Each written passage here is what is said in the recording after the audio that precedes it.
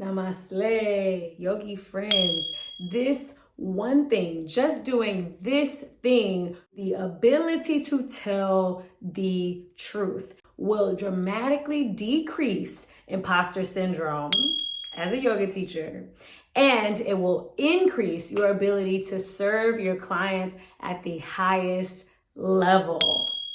Y'all, this is going to be epic.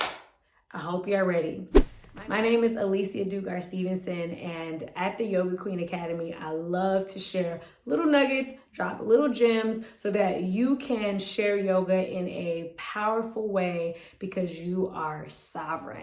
So welcome to the channel. What we're talking about today is the ability to tell the truth. This is one of the 8 limbs, one of the yamas that we observe as yogis, as practitioners, is truthfulness. Now, truthfulness or Satya is not always telling a lie or telling the truth. It's the truthfulness. So it is the truth at the core of whatever you're doing. So if you're teaching yoga, you must stop. You must never, no, maybe not never. You must not teach poses that you do not know how to do. This is a really big deal because we have these trendy poses out here and this pressure from other people because they see these images online about what they think yoga really is. And so they ask yoga teachers to do that. And what happens is that this comes up against Satya. It comes up against truthfulness. And if we want to have confidence as a yoga teacher, and we really look at what the word confidence means, confidence. We break down the components of the word confidence.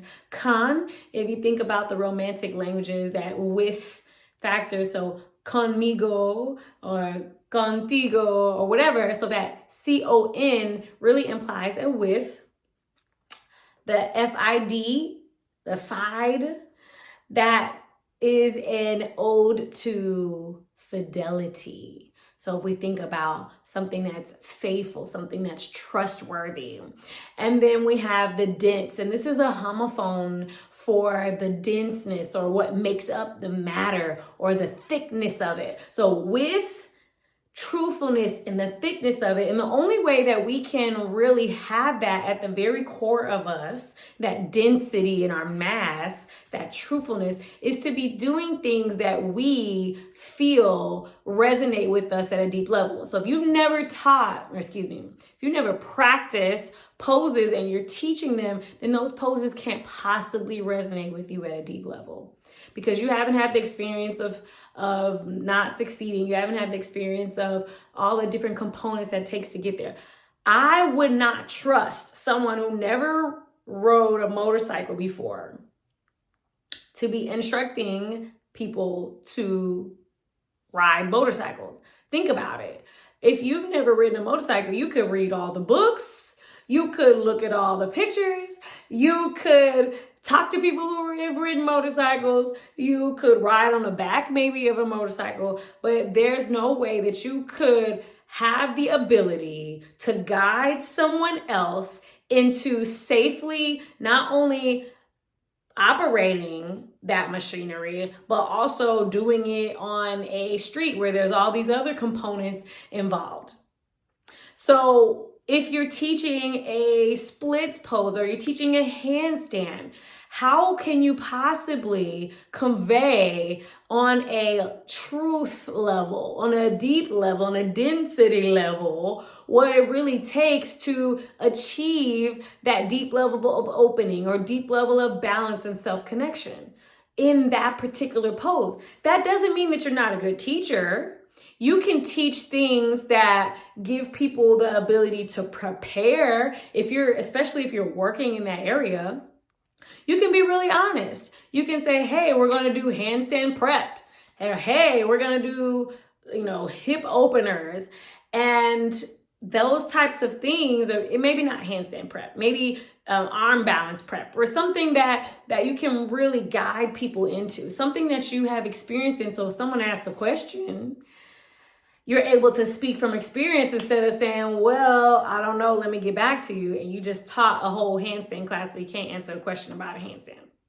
Okay, so what you're doing is you're giving yourself the ability to show up in a truth embodiment. You are able to say, I have practiced this, I'm familiar with this, even if you're new to this, but you've done it before. So now I can tell you, hey, if you're struggling with this, try this. And that's not to say that people can't come to your class who already have that practice. If you have a handstand practice, feel free. If you're comfortable, if you're familiar, if you're safe, if you know all of those components and you're able to practice that in the class, like, very well. Offer that to your students and allow them to express themselves at whatever level. However, if you're not able to fully get into a splits, do not teach a splits class. Straight up. Okay, let's keep it real. Let's keep it honest. You can teach whatever level you are, teach there. Okay, so if you're really interested and you're saying, okay, well, these deep, hip openers, I really want to teach splits, and I really want to teach arm balances, and I really want to teach fill in the blank. What can I do? I'm so glad you asked. You can work your way towards those things. And as I mentioned before, maybe teach a preparatory style class or go and study it. Learn the splits, learn in your body the handstand, learn in your body the back bends, learn in your body these poses so that you can show up and teach. So that might mean you go to a workshop, you study under someone who's done it before, or just increase your amount of physical practice. It is true that many yoga teachers have to re-navigate their own practice schedule and balance. So maybe that just means you need to practice more. So whatever that means for you, make it happen. And you will be glad that you did. You will come out on the other side with more cues, more familiarity, more comfortability, and more confidence because you will know your stuff. Okay, so when you do that, you build this level of trust that your students can feel. If you know anything about language, first we feel. That's our first language. We feel before we can ever see. When we're in the womb, we can feel the vibrations. And this feeling is transferred from person to person. And sometimes people can be unaware of it. So as a yoga teacher, if you are not teaching in a way that's authentic to your personal experience, then your students can pick up on that. If you're not sure what I mean, think about a time where you really taught a class and you really spoke to something that was going on and that you felt and you resonated with. Your students after class were like, wow, that was XYZ, and I felt this and I felt that, and they didn't even know what happened. Maybe you didn't know what happened either. But that is what happens when you speak from your authentic experience. People can connect to you in a feeling level. So it is important that you incorporate that into your own teaching style.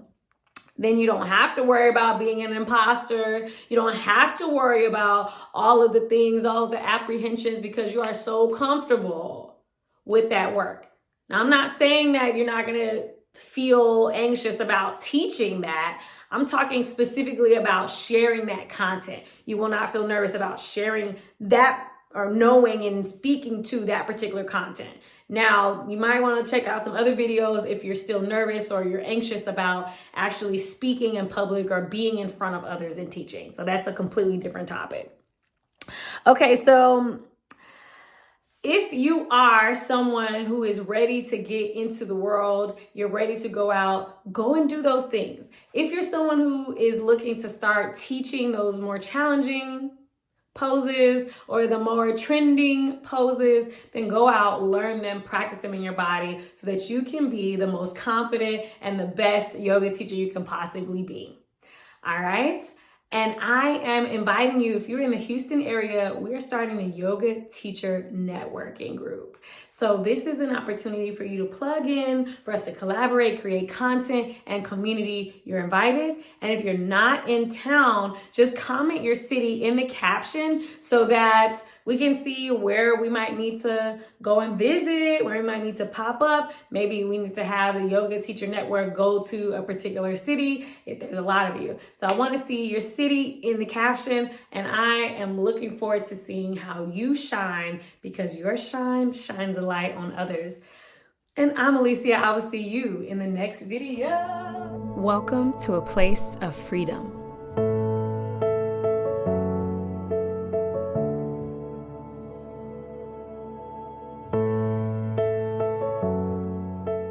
Experience your breath.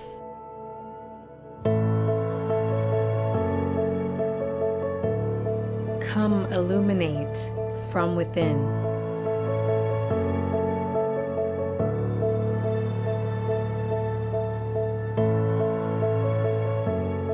Your expansion and purpose align.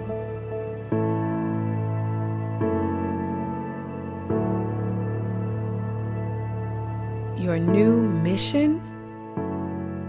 World peace through inner peace.